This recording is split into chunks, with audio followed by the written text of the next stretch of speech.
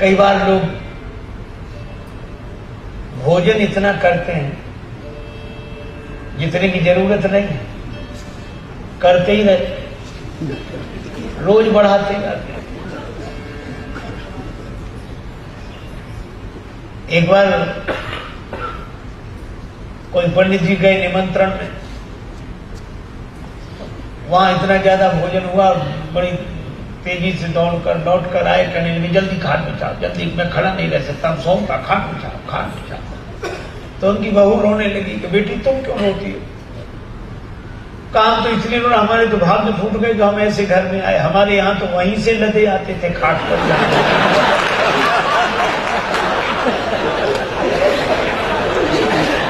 खाट पर वहीं से लदे चले आ रहे, यहाँ तो घर आकर खाट पर।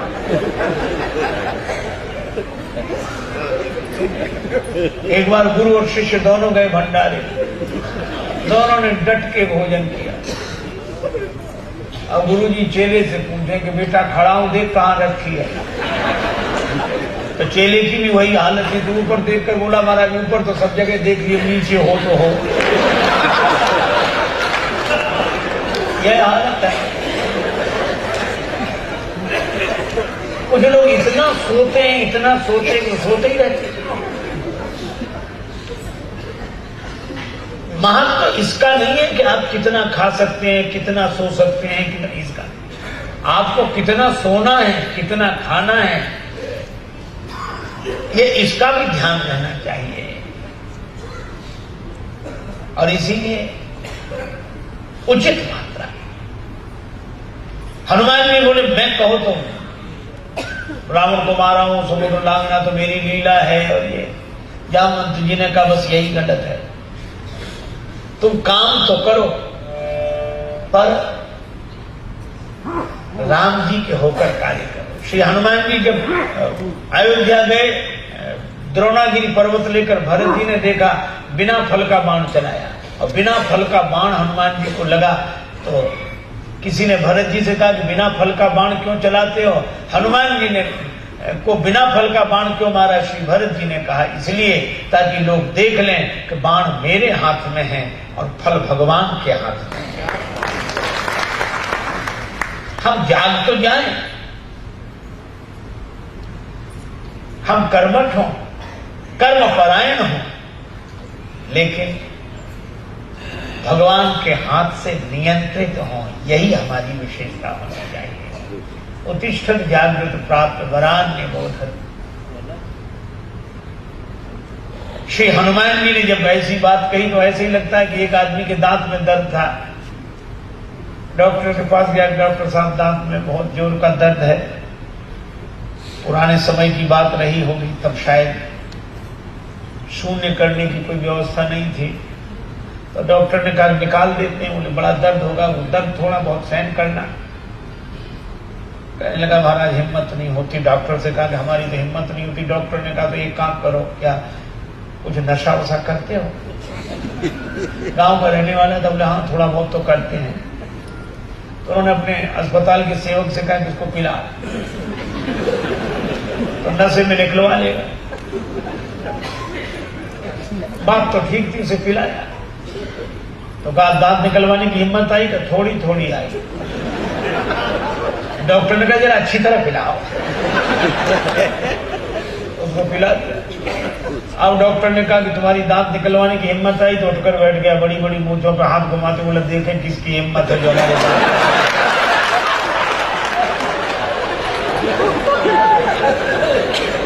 डॉक्टर ने अपना माथा पीटा कि इससे पहले ही अच्छा था। तो कई बार हम लोग जाग जाएं तो ऐसे ना जाग जाएं। तो हनुमान जी ऐसे ही आए। पर जामवंत जी ने एक ही बात कही,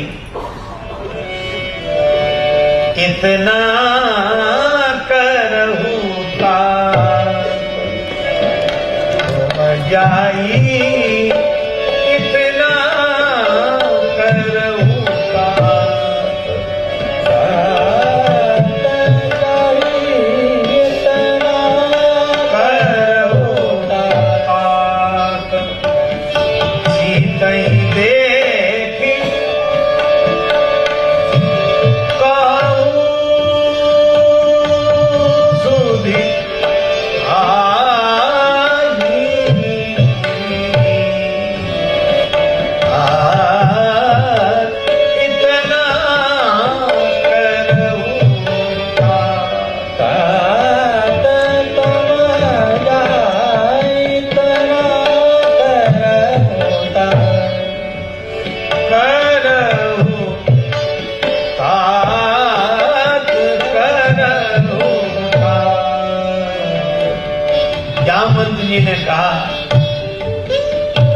इतना करो, श्री सीता जी का दर्शन करके राम जी को समाचार सुना दो, बस इतना ही करना।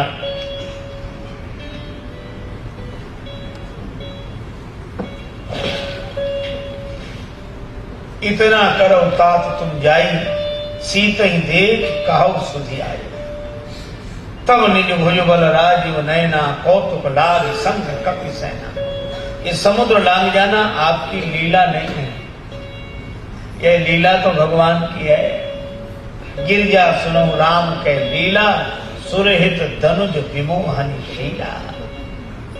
बस यही विवेकानंद जी के वाक्य का यही अर्थ है।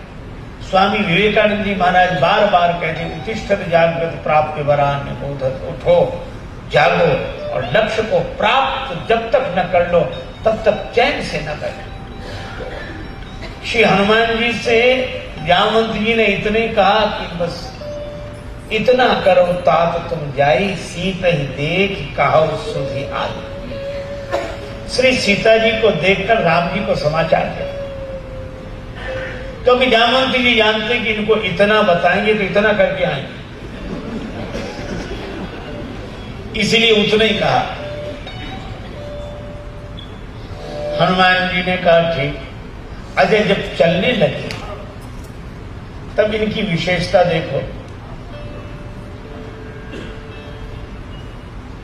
सुंदरकांड आरंभ हुआ तो श्री हनुमान जी सब बंदरों को प्रणाम करते। अस कहना ये सब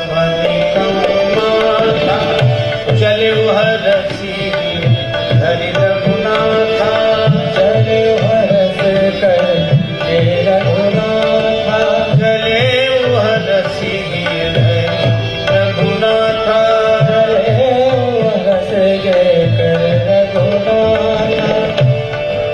सब वानरों को प्रणाम किया और जैसे ही हनुमान जी ने बंदरों को प्रणाम किया तो बंदरों की आंख में आंसू आ गए।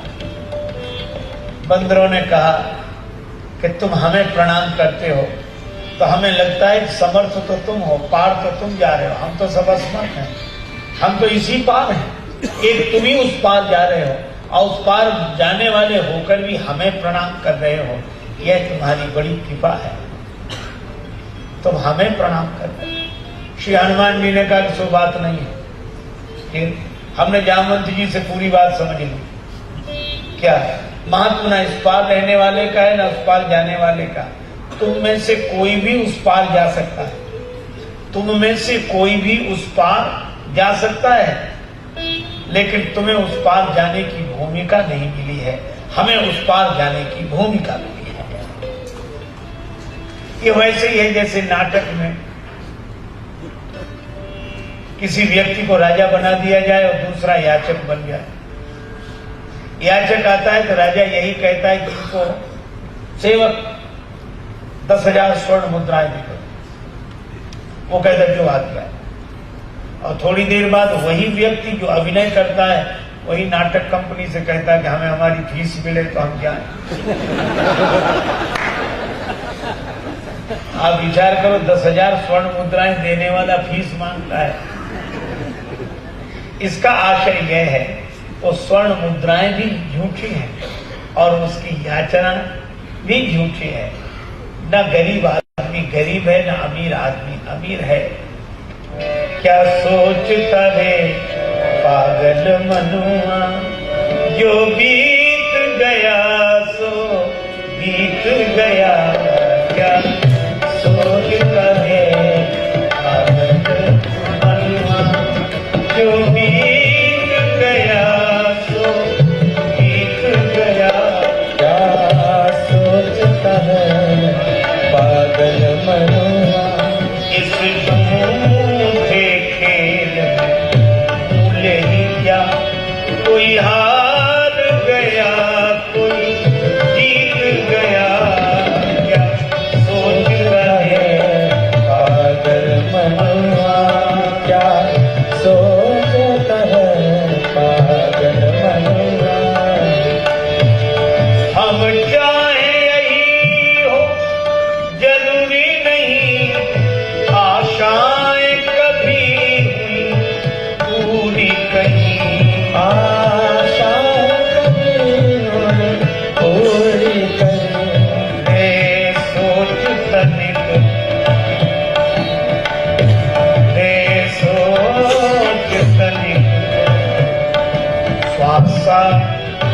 जल का रे सोच तनिक सावन घट का मासा जल कितना बीत गया क्या सोच रहे पागल मनोरा क्या सोचता है पागल मनोरा। इसलिए भाई हम तो जैसे पहले थे वैसे ही आते। हनुमान जी कहते हैं हमें उस पार जाने की भूमिका मिली है, पर हम यह समझ गए हैं कि सब राम जी की लीला है। अच्छा, लीला समझ लेने का यह भी अर्थ नहीं कि अब कुछ करने की जरूरत ही नहीं, सब राम जी की लीला है। नहीं भाई, कार्य तो करना है पर कार्य का अभिमान नहीं करना। इसीलिए स्वामी जी केवल उठने की बात नहीं कहते, जागने की भी बात कहते हैं। और जागा हुआ व्यक्ति वो है जो सारे संसार में होने वाली घटनाओं को भगवान की लीला समझता है, अभिमान नहीं करता। लेकिन अभिमान रहित होकर निरंतर कर्म में लगे रहना, यह स्वामी जी का उद्देश्य था। और यही हनुमान जी महाराज कहते हैं कि उस पार जाना यह भगवान की लीला है। लीला का भी एक नियम होता है, उसी नियम के तहत मैं जा रहा हूं। सबको प्रणाम किया और यही कहा कि ये तो पर्दे के पीछे का दृश्य है, आशीर्वाद लेगा। नाटक के मंच पर तो दूसरा ही अभिनय होगा। और हनुमान जी सबको प्रणाम करते हैं और उसके बाद जब चले तो इनके चलने की बड़ी महत्वपूर्ण बात है। हनुमान जी सबको प्रणाम करते हैं, सबका आशीर्वाद लेते हैं। अस कहनाई सबनी कहूँ माथा, चले हरसिए धरी रघुनाथा, बार बार रघुबीर समाधि समाले, बार बार रघुबीर समाधि रघुबीर रघुबीर रघुबीर समाले, बार बार रघुबीर। हनुमान जी ने एक काम किया, राम जी को हृदय में रखा और समुद्र किनारे बड़ा विशाल पर्वत था, एक छलांग लगाई, उसके ऊपर पहुंच गए। और इसका आशय यह है कि जो भगवान की लीला में अपने को निमित्त मात्र मानकर उठकर और जागकर कर्तव्य परायण होता है, उसके लिए बड़ी से बड़ी ऊंचाई प्राप्त कर लेना सहज हो जाता है। और श्री हनुमान जी बार बार संभालते किसे? आप रेलगाड़ी में बैठकर देखिए, सामान चाहे आपके पास 500 रुपए का हो, 1000 रुपए का, उसे नहीं संभालते, पर 200 रुपए का टिकट संभालते कहाँ रखेंगे? सामान एक बार और टिकट बार बार। क्योंकि सामान ना हो तो काम चल जाएगा और टिकट ना हो तो यहां चल भी जाए, जहां उतरेंगे वहां तो चलेगा ही नहीं। इसीलिए भाई भगवान टिकट की तरह भगवान को हृदय बार बार, अच्छा बार बार संभालने से लाभ क्या हुआ? एक सज्जन कह रहे थे, देखो लाभ बताए। लाभ यह हुआ